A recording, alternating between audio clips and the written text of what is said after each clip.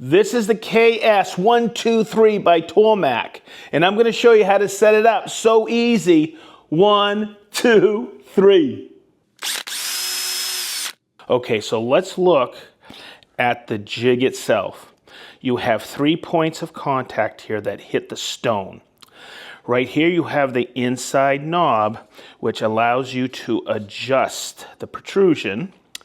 Right here is where it snaps onto the support bar, and right here is the scale to set the exact angle to perfection. When setting chisels and plane blades, this is one way of setting the tool rest or the support bar to get the perfect bevel. But you gotta calibrate your stone size, diameter, and then figure out what bevel you have. Where on a knife, it's a dual bevel. Okay, so you sharpen it on one, you set it on one side and then flip it over to sharpen the other. So this makes knife sharpening a lot easier, and I'll show you why. So in the first video we ever did with the Tormek T8, we set the bevel for a chisel using this on the T8. So the nice thing about this new knife setting jig, it works with all the jigs to sharpen your knives, whether narrow or wide or small knife jigs. So in other videos we have posted on the channel, I show how to set up this jig, this is the newest one, okay, to set up for this chef's knife. The other thing to remember about a chef knife like this is this isn't the bevel's right there, and it's really hard to see, but that's the part you need sharpened. This has got a slight hollow ground. The only part is right there, and that's what we're gonna get. So the first thing I'm going to do is I'm gonna loosen this knob here, and you're gonna see it's spring loaded.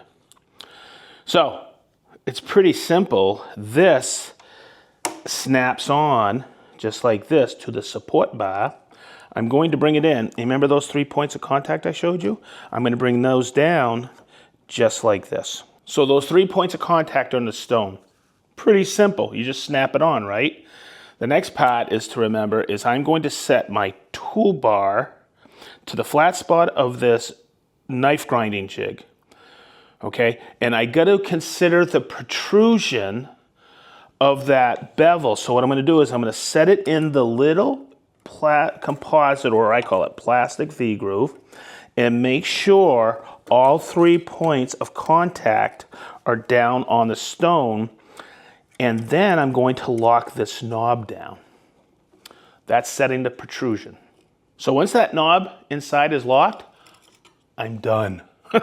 So what I'm going to do is I'm going to hold all 3 points of contact here. This knob is locked, and there's a little scale right here on the side. I am going to micro adjust it by this support bar, and as I raise it, I can dial it in to the degree I want, and this one happens to be 15 degrees on either side, so a total of 30 degrees. And then just tighten your support bar at both places. So here's the beauty of this. Whether I'm using the stone, the SG250, or the honing wheel, or my Japanese stone, I don't even have to set the protrusion. I just take this to each stone, and it's automatically set for this knife. So for me, here's the test. You've probably seen me show how to set the bevel on a knife by blackening the edge with a Sharpie like this on both sides. Just like that. Then I put it down here and I rotate the wheel. And you can see where it takes off just that black part of it. Let's test it. I'm just gonna take it on here like this. And don't forget, you just bring your arm straight up like this. Don't curve your arm. And let's look.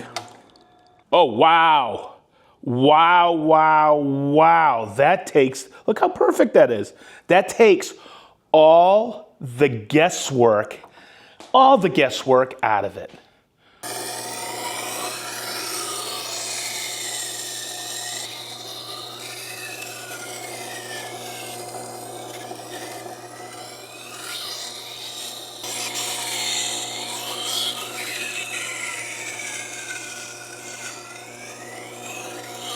So as you can see, the KS123 really is as easy as 1, 2, 3.